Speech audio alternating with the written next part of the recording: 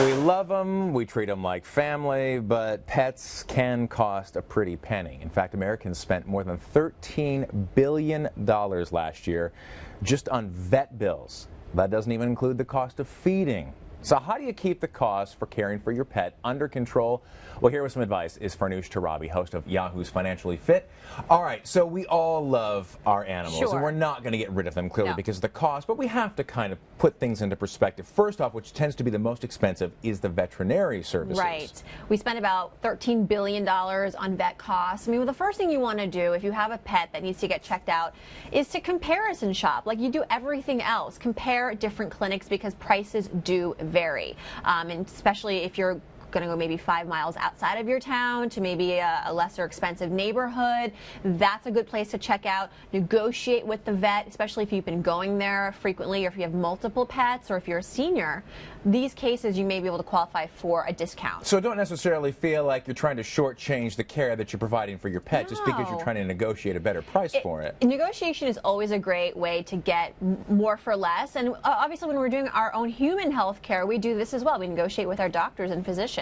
Good point. All right, what about medications? Because a lot of times online medications, Yeah. you know, they offer these great discounts, but is it good to kind of stray away from what you're going to get from the vet's office? You can often find the same thing, maybe a generic version that's also healthy as and recommended as the brand name drug. Here's the thing, getting a brand name drug at your vet's office comes at a huge markup, about 50% to 125%. That much? Depending on the Wow. drug. It's in your right to get the prescription from your vet and then take it online or go to a local pharmacy and shop around. Often you'll find it for a lot less. All right. What about feeding as well? Because, you know, oftentimes we can either go to the grocery store or go to the local drugstore, whatever, pick something up there. And they'll also have food at the vet's office, know. which they sometimes can want to push on you and Yeah. say, if you want to expedite, you know, the healing or get rid of arthritis, take this bag off our yeah, shelves. it's your dog, it's your cat. Right. Here's the thing, we spend $18 billion on pet food, you know, as a country. The most expensive expense out of all of pet care costs.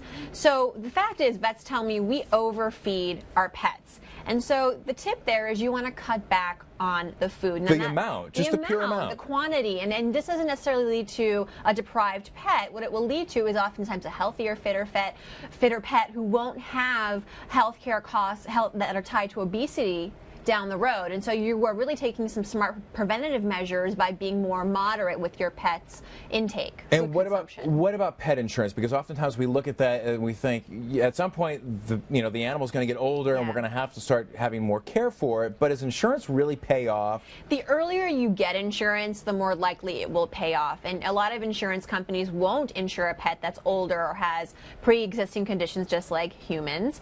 It costs anywhere from $30 to $50 a month. Maybe a little bit less if you shop around. Depends on your pet's breed and also, of course, the age, as I said. But for a lot of people, this is a great way to prevent a big, sticker shock down the road if your pet needs surgery or an emergency care. So for a lot of people, it ends up being very worth it. Any last-minute tips you can give to people out there? Yeah, the Humane Society has a great website, humanesociety.org, where you can find a lot of organizations that will help pet owners who have financial difficulties, who can't afford traditional pet care, to give them maybe some subsidies or just some in-clinic service help. Also, pet vet schools will oftentimes give you discounted treatment, just like if we were going to get our eyes checked out at like a university clinic, that will be cheaper. So think outside the box and look at these alternative resources. You don't just have to go to the vet's office. And it's still going to be under the supervision, obviously, of someone that's already gone through the training and the certification process. You're totally safe. All right, Farnoosh Torabi, thank you so much. Great advice to help us save some money.